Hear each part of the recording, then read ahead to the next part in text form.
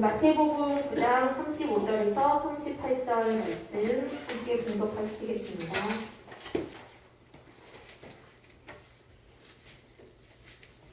마태복음 9장 35절에서 38절 다 함께 분석하시겠습니다. 예수께서 모든 도시와 마을에 두루 다니사 그들의 회당에서 가르치시며 천국 복음을 전파하시며 모든 병과 모든 약한 것을 고치시니라. 우리를 보시고 불쌍히 여기시니 이는 그들이 목자 없는 양과 같이 고생하며 기진함이라. 이에 제자들에게 이르시되 추수할 것은 많되 일꾼이 적으니 그러므로 추수하는 주인에게 청하여 추수할 일꾼들을 보내주소서 하라 하시니라. 아멘. 긍휼의 주인이신 예수님이라는 제목으로 박대천 목사님께서 말씀 전해주시겠습니다. 일본에 보면은 우동 한 끗이라고 하는 짧은 단편 소설이 있습니다. 이 단편 소설은 우리가 참 언제 읽어도 감동되는 그런 아주 감동적인 소설의 내용이에요. 일본 사람들은 우리 달력으로 12월 31일 이 섣달 금음날 저녁에는 항상 외식하는 그런 풍습이 있습니다. 그런데 어떤 가정의 가장 아버지가 교통사고가 났어요. 그래서 아버지가 죽었습니다.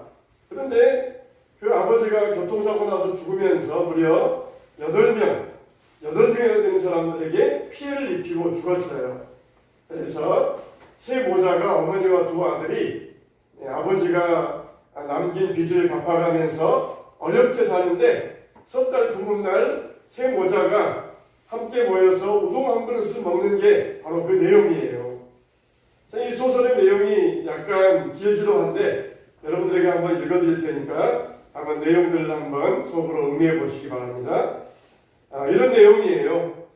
해마다 섣달 금음날이 되면 일본의 우동집들은 1년 중 가장 바쁜 하루를 보내게 됩니다. 삿포로에 있는 우동집 2개 정도 이날은 아침부터 눈꽃을 새 없이 바빴습니다. 밤 10시가 되어 가게 문을 닫으려고 하는데 출입문이 드르륵 하고 열리더니 2명의 아이를 데리고 한 여자가 들어왔습니다. 밤늦게 우동집을 찾아온 여자는 너무 미안한 마음에 선뜻 안으로 들어오지도 못하고 머뭇거리며 말을 합니다. 저 우동 1인분만 시켜도 될까요? 상점의 주인 아주머니는 환한 얼굴로 대답했습니다. 네네, 자 이쪽으로 오세요. 그러더니 난로 바로 옆에 2번 테이블로 안내하면서 남편인 주방장에게 소리쳤습니다. 여기 우동 1인분이요. 그런데 원래가 무뚝뚝했던 남편은 손님들의 모습을 보더니 아내 모르게 우동 반 덩어리를 더 넣어서 삶았습니다. 세 사람의 행색을 보고 우동을 한 그릇밖에 시킬 수 없는 이유를 짐작했기 때문입니다. 우동을 갖다 주자 모자의 이야기가 계산대와 주방까지 들려왔습니다. 큰아들이 말합니다. 국물이 따뜻하고 맛있네요. 엄마도 잡수세요. 그러자 둘째 아들은 젓가락으로 우동가락을 집어서 엄마의 입에다가 넣어주었습니다. 비록 한 그릇의 우동이지만 세 식구는 너무나 맛있게 나누어 먹었습니다. 그들은 그렇게 먹고 150엔, 우리 한국 돈으로 1,500원의 우동값을 지불하고 정말 맛있게 먹었습니다라고 인사를 하였습니다. 주인 내외는 목청을 둬도 인사를 합니다. 아키마시테 오메데토 고자이마스. 우리말로 고맙습니다. 새해 복 많이 받으세요. 그런 뜻이에요. 그리고는 1년이 지났어요. 그 다음에 섣달 금음날이 되었습니다. 또 10시쯤 되어서 가게 문을 닫으려고 하는데 또 세 모자가 북해적 우동집으로 찾아왔습니다. 저 우동 1인분입니다만 괜찮을까요? 주인 여자는 상냥하게 작년처럼 2번 테이블로 안내하고 주방을 향하여 큰 소리로 외칩니다. 여기 우동 1인분이요. 그리고 주인 여자가 주방으로 들어가 남편에게 속삭입니다. 여보, 그냥 공짜로 3인분 우동을 만들어 줄까요? 남편은 고개를 설레설레 저었습니다. 근데 그렇게 하면 도리어 저분들이 부담스러워서 다시 우리 집에 오지 않을 거야. 그러면서 남편은 지난해처럼 둥근 우동 하나만을 더 넣어 삶았습니다. 그날도 세 모자가 한 그릇의 우동을 나누어 먹으면서 노란노란 이야기하는 소리가 주방 안의 부부에게 들려왔습니다. 아, 맛있어요. 올해에도 이 가게에 우동을 먹게 되네요. 내년에도 먹을 수 있겠죠. 우동집 주인 내외는 눈시울이 뜨거워졌습니다. 그래서 우동값 1,500원을 내고 가는 세 모자를 향하여 주인님은 큰 소리로 인사를 했습니다. 아키마시도 오메데또 고자이마스. 그러다가 그 다음해가 되었어요. 근데 그 다음해에는 우동값이 올라서 한 그릇에 200원이 되었어요. 그러자 그 다음에 섣달 금음날 10시가 될 무렵 주인 부부는 메뉴판을 150엔으로 바꾸어 놓았습니다. 그날은 10시 반이 되어서야 세 모자가 들어왔습니다. 저 우동 2인분인데 괜찮겠죠? 그럼요. 주인 아주머니는 2번 테이블로 안내했습니다. 그리고 주방을 나가여 소리쳤습니다. 여기 우동 2인분이요. 남편은 끓는 국물에 이번에는 우동 3덩어리를 던져 넣었습니다. 이번에도 우동을 함께 먹는 세 모자의 밝은 목소리가 들려왔어요. 사랑하는 아들아, 오늘은 너희들에게 엄마가 고맙다고 말하고 싶구나. 너희들도 알다시피 돌아가신 아빠가 일으킨 사고로 8명이나 되는 사람들에게 부상을 입혔잖니. 일부는 보험금으로 보상해 줄 수 있었지만 보상비가 모자란 만큼 빚을 얻어 지불했단다. 그리고 그 빚을 매월 갚아 나갔던 거야. 그런데 실은 오늘 그 빚을 오늘 다 갚게 되었단다. 그동안 형은 아침 저녁으로 신문 배달을 열심히 해주었고 동생은 장보기와 저녁 준비를 매일 해주어서 엄마가 열심히 일하여 빚을 갚을 수 있었단다. 너희들이 너무 고맙구나. 작은 아들이 말합니다. 엄마, 앞으로도 저녁 식사 준비는 제가 할게요. 큰 아들도 말합니다. 저도 신문 배달 계속 할래요. 엄마는 아이들의 손을 움켜쥐며 눈물을 글썽였습니다. 고맙다 내 아들들아, 정말 고마워. 그때 큰아들이 조심스럽게 입을 엽니다. 엄마, 지금 비로소 말씀을 드리는데요. 사실 동생 준이가 북해도의 대표로 뽑혀 전국 글쓰기 대회에 나갔는데 우동 한 그릇이라는 제목을 글을 썼대요. 그러면서 형은 동생이 쓴 우동 한 그릇이라는 내용을 읽기 시작합니다. 우리 아빠는 운전사고로 많은 사람들을 다치게 하고 세상을 떠나셨다. 그런데 피해자들에게 보상을 해주기 위해 보험금으로 부족해서 많은 빚을 지게 되었다. 그때부터 엄마는 아침 일찍부터 밤늦게까지 일을 하셨고 형은 날마다 조각과 석간신문을 배달해서 돈을 벌었다. 대신 나는 저녁이면 시장을 가서 밥을 해놓는 일을 했다. 내가 해놓은 밥을 엄마와 형이 맛있게 먹는 걸 볼 때 나는 행복했다. 나도 우리 식구를 위해 작지만 할 수 있는 일이 있었기 때문이다. 그러던 중에 재작년 12월 31일에 우연히 한 우동 가게를 지나게 되었다. 안에서 흘러나오는 우동 국물의 냄새가 그렇게 맛있게 느껴질 수가 없었다. 우리 형제의 마음을 알았는지 엄마는 우리에게 우동을 사주겠다고 하셨다. 형과 나는 망설이다가 딱 한 그릇만 시켜서 셋이서 같이 먹자고 엄마한테 말했다. 문 닫을 시간에 들어와 우동 한 그릇밖에 시키자는 우리가 귀찮을 텐데도 주인 내외부는 친절하게 반갑게 우리를 맞이해 주었다. 주인 내외는 양도 많고 따뜻한 우동을 우리에게 내주었다. 그리고 나서는 우리에게 고맙습니다. 새해 복 많이 받으세요 하며 큰 소리로 말해주는 그 목소리는 우리에게 지지 말아라, 힘내, 살 수 있어 라고 말하는 것 같았다. 우리 가족은 그 후 작년 섣달 금음날에도 그 우동 가게를 찾아갔다. 그때도 우동 한 그릇밖에 시킬 수 없었다. 하지만 이날도 마찬가지로 주인 내외부는 친절하고 따뜻하게 우리를 대접해 주었다. 그때 나는 결심했다. 나중에 나도 우동 가게를 차려 힘들어 보이는 손님들에게 고맙습니다. 새해 복 많이 받으세요 라고 인사해 줄 수 있는 일본 최고의 우동 가게 주인이 되겠다고. 이 이야기를 주방에서 듣던 부부는 땅바닥에 주저앉아 한 장의 수건을 서로 잡아당기며 걷잡을 수 없이 흘러나오는 눈물을 연신 닦고 있었다. 그런 사연이 있었구나. 그러니 그랬던 거였구나. 엄마의 두 눈에도 뜨거운 눈물이 흘러내렸습니다. 그러다가 세월이 흘러서 10년 후 12월 31일 밤 10시 30분 무렵에 새 모자가 나타났습니다. 저 우동 3인분인데요. 괜찮을까요? 우리는 10년 전 섣달 금날 밤 모자 셋이서 1인분의 우동을 주문했던 사람입니다. 그때 한 그릇의 우동에 용기를 얻어 우리 가족은 손을 맞잡고 열심히 살아갈 수가 있었습니다. 저는 올해에 의사 국가고시 합격하였고 내년 4월부터 삿포로의 종합병원에서 근무하게 되었습니다. 우동집 주인은 되지 않았지만 오늘 우리는 지금까지 삶 가운데 최고의 사치스러운 것을 계획했습니다. 그것은 오늘 북해점 우동집을 찾아와 당당하게 3인분의 우동을 시키는 것이었습니다. 그 이야기를 듣던 여주인은 눈물을 쏟았습니다. 흐르는 눈물을 닦으며 소리를 칩니다. 잘 오셨어요. 어서 오세요. 여보, 이번 테이블 우동 3인분. 그때 주방에 있던 남편도 눈물을 적시고 있었습니다. 국물에 눈물을 떨어뜨리며 우동을 끓이고 있었습니다. 참 얼마나 우리가 듣기에 참 얼마나 감동적인 내용입니까? 이 짧은 소설이 일본 열도를 완전히 눈물로 감동시켰어요. 그래가지고 국회의사당에서도 이 짧은 소설을 낭독할 정도로 그렇게 유명한 소설이 되었어요.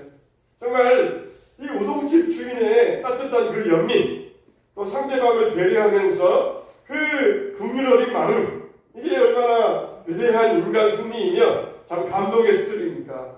그래서 이 우동 한 그릇이라고 하는 소설을 지은 지은이는 사람이 측은지심, 이 국민의 마음이 얼마나 중요하고 위대한지를 사람들에게 교훈을 주고 싶어서 이 소설을 만들었다 그랬어요.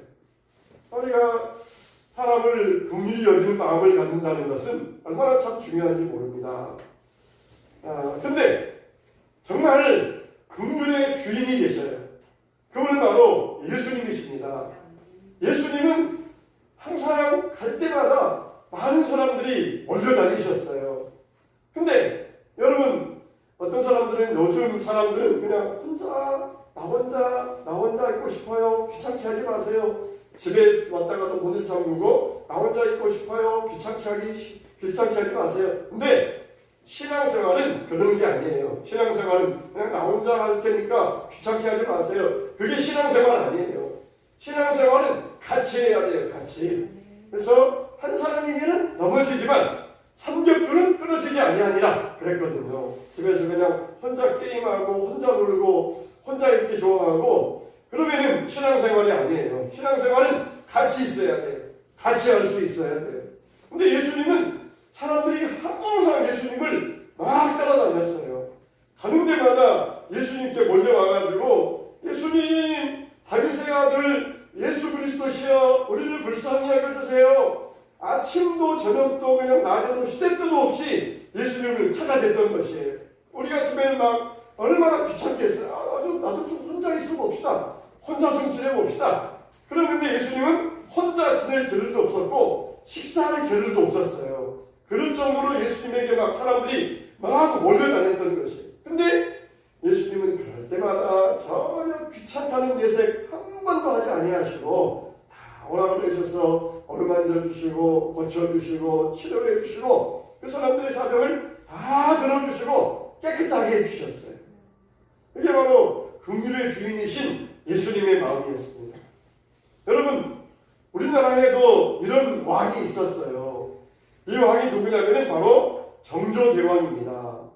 정조대왕은 사도세자의 아들이잖아요.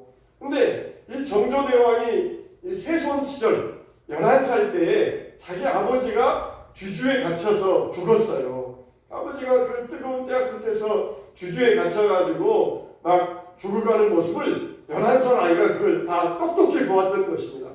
그게 얼마나 트라우마겠어요. 자기 아버지가 죽어가는데 막 눈물로 할아버지, 아버지 좀 살려주세요 그래도 도저히 할아버지에게 통사정해도 아버지가 죽었다는 게 얼마나 트라우마였겠어요. 그러면은 그런 트라우마를 가진 사람은 나중에 틀림없이 폭군이 되기 쉽습니다. 그런 사람이 누가 있냐면 연산군이 있어요. 연산군의 아버지가 성종인데 연산군의 어머니가 패비윤 씨거든요. 근데 패비윤 씨가 이 질투가 많아가지고 왕비가 되었지만 질투하니까 결국은 폐위시켰다가 나중에 사약을 받아서 죽었어요. 그러면서 성종이 말하기를 향후 100년 동안 이 사실을 언급하지 마라. 1절 서고에도 실록고에도 들어가지 말라. 그러면서 언급을 내렸습니다. 그런데 연산군이 자기 어머니 죽은 걸 아는데 아무도 어머니에 대해서 말을 안 해주는 것이에요.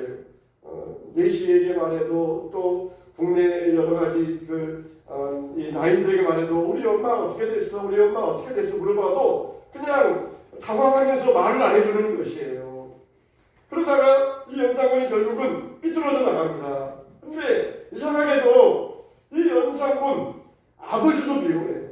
그러니까 어머니가 없으면 누가 사랑해줘야 됩니까? 할머니가 사랑해줘야 되는데 할머니도 미워해요. 할머니가 며느리 닮았다 그래가지고는 할머니가 자기 손주를 미워합니다.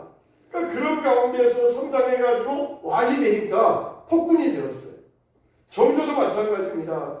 자기 아버지 사도세자가 기주에 갇혀 죽어가지고 트라우마가 있는데 그런 사람은 틀림없이 폭군이 될 성질이 강한데 다행히 어머니가 있었어요. 어머니가 아들을 따뜻하게 감싸줍니다. 그리고 할아버지 할머니도 얼마나 그 손주만은 사랑해 주는지 몰라요. 그러니까 그렇게 상처가 있었음에 불구하고 할아버지 사랑받고 할머니 사랑받고 어머니 사랑받으니까 그 상처를 깨끗이 씻어버리고 긍휼의 왕이 될 수 있었어요. 긍휼을 베푸는 왕이 될 수 있었어요. 그래서 정조를 보면은 자기 아버지 사도세자의 묘에 자기가 제의하는 동안 12번을 성묘를 갑니다. 그 당시에 왕이 도성을 떠나서 지방에 간다는 것은 이거 정말 엄청난 일이에요. 엄청난 일. 이건 대단히 큰 일입니다. 그런데 12번을 행차를 합니다. 그런데 되게 왕이 행차를 하면은 어가가 있잖아요. 어가를 모시고 가는데 그러면은 백성들이 나와가지고 엎드려가지고 고개도 못 들어요. 근데 정조대왕에서는 다 백성들이 서서 막 웃으면서 정조대왕 행차하는 것을 구경합니다. 한쪽에서는 엿장수도 있고 한쪽에서는 춤도 추면서 어가 행렬 오면은 그때가 막 온 나라의 축제예요.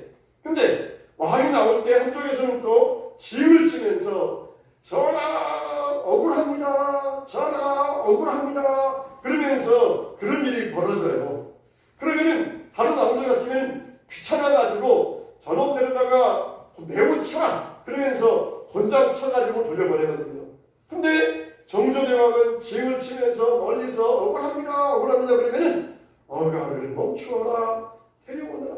무엇이 억울하냐? 그러면서 다 들어들었어요. 다 들어들었어요. 하다가 또 징 치면은 어가를 멈추어라. 또 들어주고 하다가 징 치면 어가를 멈추어라. 그러면서 다 들어주었어요. 정조대왕이 자기가 제위하면서 들어줬던 민원이 얼마냐? 3,500건이에요. 직접적으로 해결해준 민원이 3,500건이에요. 그리고 그 민원 해결하는 기간이 얼마냐? 3일이에요. 3일. 어떤 지방자치보다도 신속하게 민원을 해결해 주었어요. 절대로 귀찮게 하지 말고 그래 내 백성들 마음이 아픈 것은 내 마음이 아픈 것이다. 왜 뭐가 억울하냐? 너의 사정이 뭐냐? 그러면서 다 들어주었어요. 참 이렇게 그 불우한 환경 가운데서 폭군이 될 수밖에 없는 사람이었지만 할머니, 할아버지, 어머니의 사랑을 받으면서 그런 모든 상처를 씻었다는 것이죠. 되게 또 왕들은 배를 탈 수 없잖아요. 그러니까 정약용이 한강에다가 배를 연결해서 배다리를 만들어가지고 정조대왕이 행차하고 또 수원에다가 섬을 건설해서 그런 일도 하고 그런 일들을 많이 했는데 이렇게 사람이 긍휼을 베푼다. 얼마나 이게 복된 일입니까? 다니엘서 보면은 다니엘이 바벨론의 포로로 끌려갑니다. 근데 거기에서 황관장에게 밑에 있으면서 바벨론의 한문을 공부를 해요. 그런데 거기에서는 뭘 해야 되느냐? 바벨론식의 옷을 입고 바벨론식의 풍습을 배우고 한문을 배우고 반드시 바벨론의 음식을 먹어야 돼요. 근데 그 바벨론의 음식이 뭐냐? 우상 숭배한 제물이에요. 제물. 그래서 다니엘과 세 친구는 우상의 제물로 자기를 더럽히지 아니하기 위하여 결심하였더라. 그러면서 그 사실을 환관장에게 말하니까 환관장의 은혜와 긍휼을 입었더라 그랬어요. 아니 이 녀석들 건방지게 포로로 잡혀와가지고 감히 바벨론의 법도를 거역해? 그러면 끝인 거예요. 끝인 거예요. 그러면은 이거 뭐 다니엘과 세 친구는 더 이상 거기에서 전진할 수도 없고 인생 끝난 거예요. 근데 황관장이 볼 때 그래 유대 소년들 멀리 끌려와가지고 저렇게 살려는 거 보니까 뭐가 있는 모양이 참 불쌍하구나. 참 불쌍하구나. 그러면서 황관장이 유대 소년들의 요구를 들어주었다는 것이에요. 불쌍히 여김을 받으니까 다니엘과 사드락 메삭 아벤노고가 우상의 제물을 먹지 아니하고 하나님 앞에서 복된 삶을 살 수 있었던 것이에요.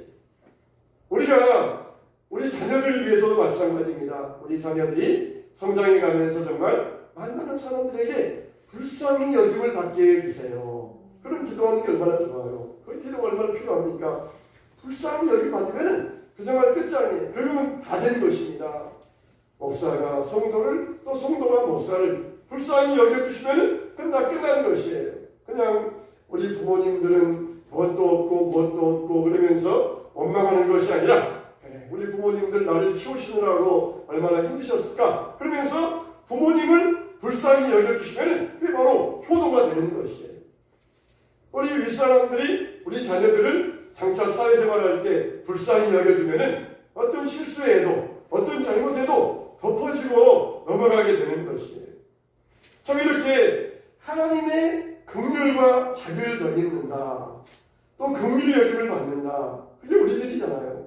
우리가 어떻게 해서 예수 믿었어요? 우리가 잘나서 우리가 교만해서 우리가 높은 사람이어서 예수 믿었습니까?